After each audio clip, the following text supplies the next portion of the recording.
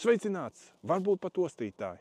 Šodien es pastāstīšu par tādām automašīnām, kādas man ir bijušas, un arī parādīšu. Pirmā automašīna, kas man bija, ir šī jaukā Alfa Romeo 146. Šobrīd stāv bēdīgi. Negribējās īsti perekupiem dot, lai viņi plosās, tāpēc viņi šeit stāv. Bet vajadzēs kaut ko ar viņu izdarīt, laikam, nezinu, uz tolmeta varbūt, nezinu, tad jau laiks rādīs. Bet, neskatoties uz to, ka viņa tika nopirkta un arī šeit nolikta 2009. gadā, viņa vēl nav sapuvusi, ir daudz maz saglabājusies. 1.6 boxer, tā, normāla mašīnīta. Kārba gan kaut ko iepriekš čakarējās. Iegādes cena šim auto bija 850 lati, bet tika nodiņģēts uz 750, tātad kādi 1100 eiro.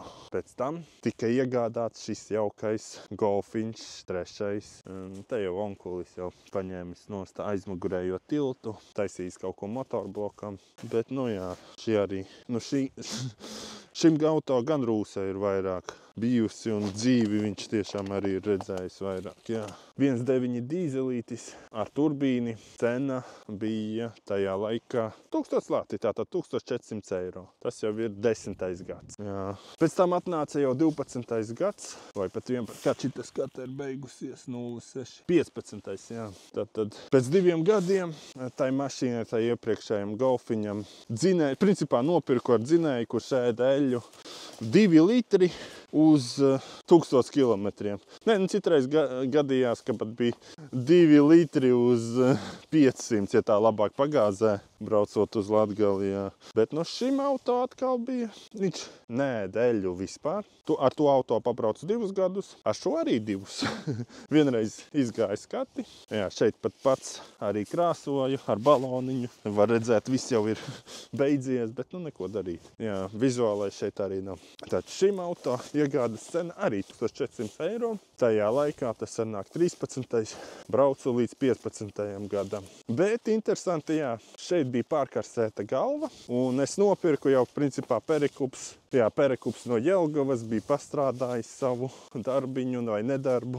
Un nopirku. Apakšā bija mīzu ielikuši, un, lai neredzētu to brīdi, atbraucu uz mājām un skatos, cik radiators tek. Tad paņēmu radiatoru no otra Golfiņa, pārliku un bija jau labāk. Un tā arī braucu, Bet tad, radās spiediens sistēmā no tā, ka, man liekas, es ieliku kaut kādu sliktu korķi. Vienu brīdi viņš darbojās labi, bet tad braucu uz talsiem un pēkšņi temperatūra aizgāja uz augšu un tā arī viss beidzās. Bet, lejot ūdeni, līdz ogrei kaut kādā veidā atbrauc. Tātad, principā nobraucu no skates līdz skates, sapratu, ka vairs nebūs skate un viss tad vienkārši noliku šeit. Vienreiz slīpēja man galvu, mainīja blīvi, bet gada atkal tā pati problēma un, nepārāk forši. Pēc tam es nopirku Renault, 8 gadus braucu, iegādes summa 3500 bija sākumā, bet tad nodiņģēju uz 500 ar tādu domu, ka viņai bija sists sāns un vajadzēja salabot. Un tad to arī pēc tam tos 500 arī piekrāsošanā ieliku. Renault tika samainīts pret Passatu 2003. kādā gada, un tagad Renault plus neatceros 500-700 eiro, un tā tikām pie Passatu. Pēc Renault jau nopirku Volvo, par to stāsts jau ir zināms, bet tas tika nopirkts 2000 eiro. Esmu nobraucis 30 000 kilometrus.